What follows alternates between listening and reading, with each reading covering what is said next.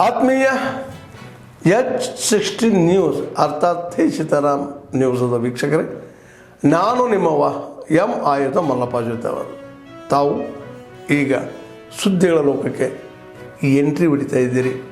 ಈ ಸುದ್ದಿಗಳನ್ನು ಪ್ರತಿಯೊಂದು ನೋಡೋ ಜೊತೆಗೆ ನಿಮ್ಮ ಅಭಿಪ್ರಾಯಗಳನ್ನು ಹಂಚ್ತಾ ಇರಿ. ಯಾಕಂದರೆ ಈ ಸುದ್ದಿಗಳು ನಿಮಗಾಗಿ, ನಿಮ್ಮ ಬದುಕಿಗಾಗಿ, ನಿಮ್ಮ ವೈಚಾರಿಕೆಗಾಗಿ, ನಿಮ್ಮ ತಿಳುವಳಿಕೆಗಾಗಿಯೂ ನಿಮಗೂ ಗೊತ್ತು.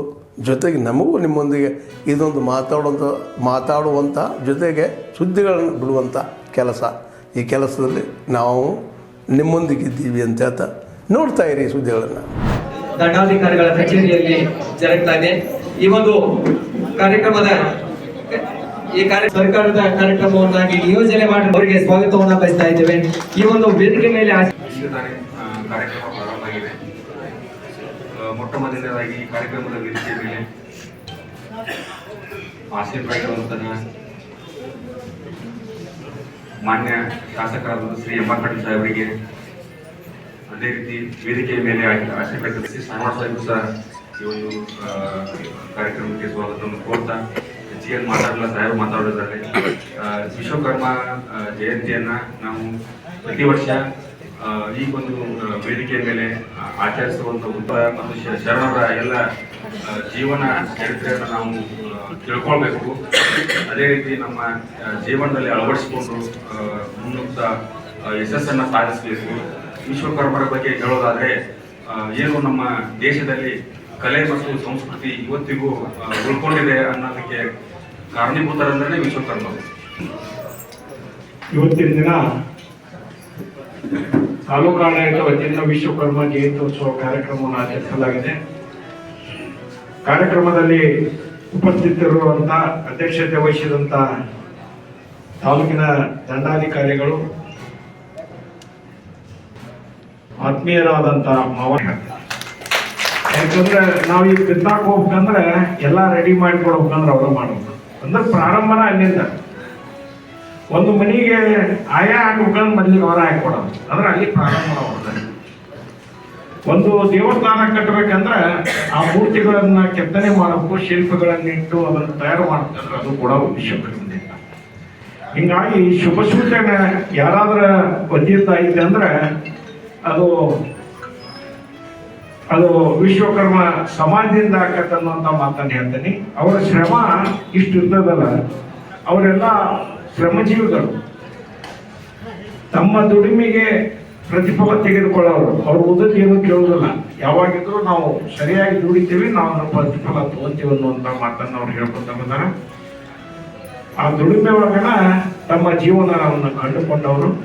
ಮತ್ತು ಎಲ್ಲ ಸಮಾಜದ ಜೊತೆ ನಾನು ನೋಡಿದಂಗೆ ಅವ್ರು ಬಹಳ ಅನ್ಯೋನ್ಯ, ಎಲ್ಲ ಮಾರೋ ಮಾವ ಕಾಕ ಅನ್ಕೊಂತ ಬಹಳ ಅನ್ಯೋನ್ಯ ಸಂಬಂಧವನ್ನು ಹೊಂದಿದವರು. ಈ ಒಂದು ಸಾಧಕರಿಗೆ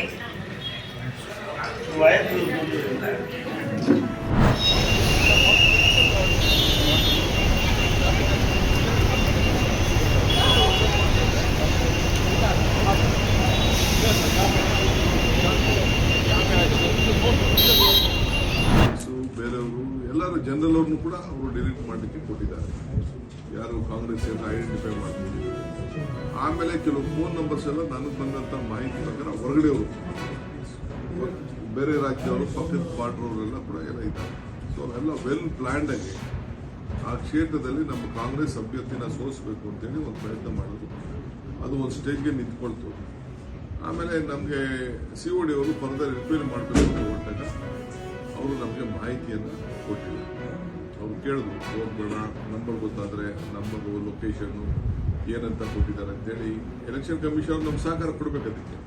ಯಾಕೆಂದ್ರೆ ಅವ್ರಿಗೆ ಅನುಕೂಲ ಇತ್ತು, ಇದನ್ನು ತಪ್ಪಿಸ್ಬೇಕು ಅಂತ ದೃಷ್ಟಿಯಿಂದ. ಇದು ಅವರು ಇದಕ್ಕೆ ಭಾಗಿಯಾಗಿದ್ದಾರಾ, ಯಾಕೆ ಕೊಡ್ತಾ ಇಲ್ಲ ಅನ್ನೋದೆಲ್ಲ ಒಂದು ದೊಡ್ಡ ಪ್ರಶ್ನೆ ಈಗ ಉದ್ಭವ ಆಗ್ತಾ ಇದೆ.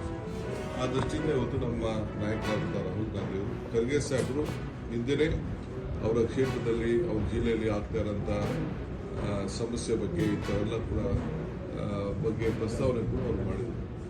ಸೊ ಇದನ್ನು ಇವತ್ತು ಅವರು ತೆಗೆದುಕೊಂಡು ಮಾಧ್ಯಮದಲ್ಲಿ ಕರ್ನಾಟಕ ರಾಜ್ಯದ ಹವಾಮಾನ ಮುನ್ಸೂಚನೆ. ನಾನು CS ಪಾಟೀಲ್, ವಿಜ್ಞಾನಿ, ಹವಾಮಾನ ಕೇಂದ್ರ ಬೆಂಗಳೂರು. ನಾನು ಮುಂದಿನ 5 ದಿನಗಳವರೆಗೆ ಕರ್ನಾಟಕ ರಾಜ್ಯದ ಹವಾಮಾನದ ಮುನ್ಸೂಚನೆಯನ್ನು ಸಂಕ್ಷಿಪ್ತವಾಗಿ ವಿವರಿಸುತ್ತೇನೆ ಎಂದು ಕರಾವಳಿ ಜಿಲ್ಲೆಗಳಲ್ಲಿ ವ್ಯಾಪಕವಾಗಿ, ಉತ್ತರ ಹಾಗೂ ದಕ್ಷಿಣ ಒಳನಾಡಿನ ಜಿಲ್ಲೆಗಳಲ್ಲಿ ಹಲವು ಕಡೆ ಮಳೆಯಾಗಿದೆ. ಪ್ರಮುಖವಾಗಿ ಕಕ್ಕೇರಿ ಯಾದಗಿರಿ ಜಿಲ್ಲೆಯಲ್ಲಿ 9 ಸೆಂಟಿಮೀಟರ್, ಕೋಟೆ ತುಮಕೂರು ಜಿಲ್ಲೆಯಲ್ಲಿ 8 ಸೆಂಟಿಮೀಟರ್, ಬೆಳ್ತಂಗಡಿ ದಕ್ಷಿಣ ಕನ್ನಡ ಜಿಲ್ಲೆಯಲ್ಲಿ 7 ಸೆಂಟಿಮೀಟರ್ ಮಳೆಯಾಗಿದೆ. ಈಗಿರುವ ಹವಾಮಾನದ ಸಿನಾಪ್ಟಿಕ್ಸ್ ಸ್ಥಿತಿ ಏನೆಂದರೆ, ಕರ್ನಾಟಕದ ದಕ್ಷಿಣ ಒಳನಾಡಿನಲ್ಲಿ ಸರ್ಕ್ಯುಲೇಷನ್ 5.5 ಕಿಲೋಮೀಟರ್ ಎತ್ತರದಲ್ಲಿ ಇದೆ. ಇನ್ನೂ ಒಂದು ತೆಲಂಗಾಣ ಹಾಗೂ ಮಹಾರಾಷ್ಟ್ರದ ದಕ್ಷಿಣ ಭಾಗದಲ್ಲಿ ಸರ್ಕ್ಯುಲೇಷನ್ 7.1 ಕಿಲೋಮೀಟರ್ ಎತ್ತರದಲ್ಲಿ ಇದೆ. ಇದರ ಪ್ರಭಾವದಿಂದ ಕರಾವಳಿ ಜಿಲ್ಲೆಗಳಲ್ಲಿ ಸೆಪ್ಟೆಂಬರ್ 18ರಿಂದ ಸೆಪ್ಟೆಂಬರ್ 22ರವರೆಗೆ ವ್ಯಾಪಕವಾಗಿ ಮಳೆಯಾಗುವ ಹೆಚ್ಚಿನ ಸಾಧ್ಯತೆ ಇದೆ. ಉತ್ತರ ಹಾಗೂ ದಕ್ಷಿಣ ಒಳನಾಡಿನ ಜಿಲ್ಲೆಗಳಲ್ಲಿ ಸೆಪ್ಟೆಂಬರ್ 18ರಿಂದ ಸೆಪ್ಟೆಂಬರ್ 22ರವರೆಗೆ ಹಲವು ಕಡೆ ಮಳೆಯಾಗುವ ಹೆಚ್ಚಿನ ಸಾಧ್ಯತೆ ಇದೆ. ಬೆಳಗಾವಿ, ಬಿಜಾಪುರ, ಬಾಗಲಕೋಟೆ, ಬೀದರ್, ಕಲಬುರಗಿ, ಯಾದಗಿರಿ, ಚಿತ್ರದುರ್ಗ, ತುಮಕೂರು, ಚಿಕ್ಕಬಳ್ಳಾಪುರ, ಕೋಲಾರ, ಬೆಂಗಳೂರು, ರಾಮನಗರ ಹಾಗೂ ಹಾಸನ ಜಿಲ್ಲೆಗಳ ಕೆಲವು ಕಡೆ ಭಾರೀ ಮಳೆಯಾಗುವ ಸಾಧ್ಯತೆ ಇದ್ದು, ಸೆಪ್ಟೆಂಬರ್ 18ರಂದು ಈ ಜಿಲ್ಲೆಗಳಲ್ಲಿ ಯೆಲ್ಲೋ ಅಲರ್ಟ್ ಅನ್ನು ಘೋಷಿಸಲಾಗಿದೆ. ಬೆಂಗಳೂರಿನಲ್ಲಿ ಸೆಪ್ಟೆಂಬರ್ 18ರಿಂದ ಸೆಪ್ಟೆಂಬರ್ 22ರವರೆಗೆ ಮಳೆಯಾಗುವ ಹೆಚ್ಚಿನ ಸಾಧ್ಯತೆ ಇದೆ.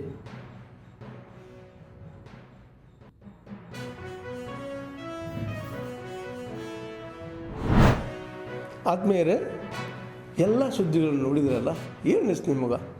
ಇದರಲ್ಲೇ ನಿಮ್ಗೆ ಲೈಕ್ ಆಗಿರ್ಬೋದು, ಡಿಸ್ಲೈಕು ಆಗಿರ್ಬೋದು, ಕಾಮೆಂಟ್ ಬೇಡಪ್ಪ ಅಂತೂ ಅನಿಸಿರ್ಬೋದು, ಕಾಮೆಂಟ್ ಮಾಡಬೇಕಪ್ಪ ಅನಿಸಿರ್ಬೋದು, ಶೇರ್ ಮಾಡಬಾರ್ದಪ್ಪ ಅನಿಸಿರ್ಬೋದು, ಅದು ಮಾಡಬೇಕು ಅನಿಸಿರ್ಬೋದು.